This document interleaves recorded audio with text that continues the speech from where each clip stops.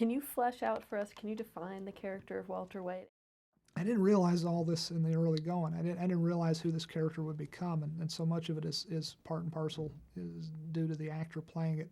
Credit to him, and also to my fellow writers who work on it with me. I mean, we've come to realize who this guy is in a way that I didn't know who he was like I do now. In the early going. But Walter White ultimately is a very prideful man. He's a very correct man.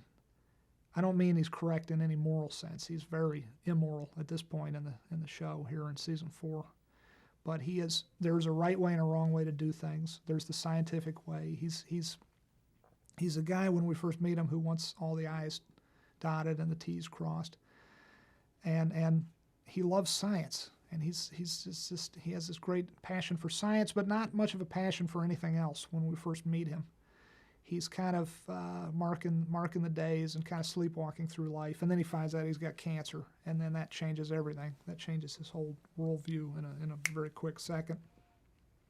What I've come to realize about him, he's all those things. I kind of knew most of those things going into it. He's kind of a nerd. He's kind of a nerd's nerd who becomes Scarface.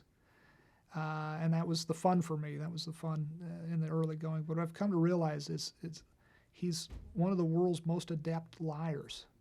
And he lies first and foremost to himself. This is a guy who deludes himself at every turn about why he does the things he does, about who he is and what kind of morality and goodness he possesses. This is a man who still thinks of himself as a good provider and a good man.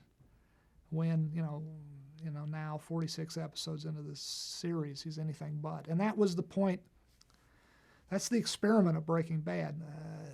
I think I've said before in other interviews, but the point of Breaking Bad, the experiment, is that it's a show about change. It's a show about transformation and process and change, and it's a show in which our main character, our hero, becomes our bad guy.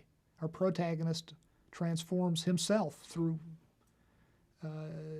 dint of sheer will. He transforms himself into a bad guy, into an antagonist. And so to that end, you have to be a pretty adept liar. You have to be able to lie to yourself and lead a double life and lie to other people, but lie to yourself as to how good a man you remain after all the terrible things you've done, after all the terrible things he's done.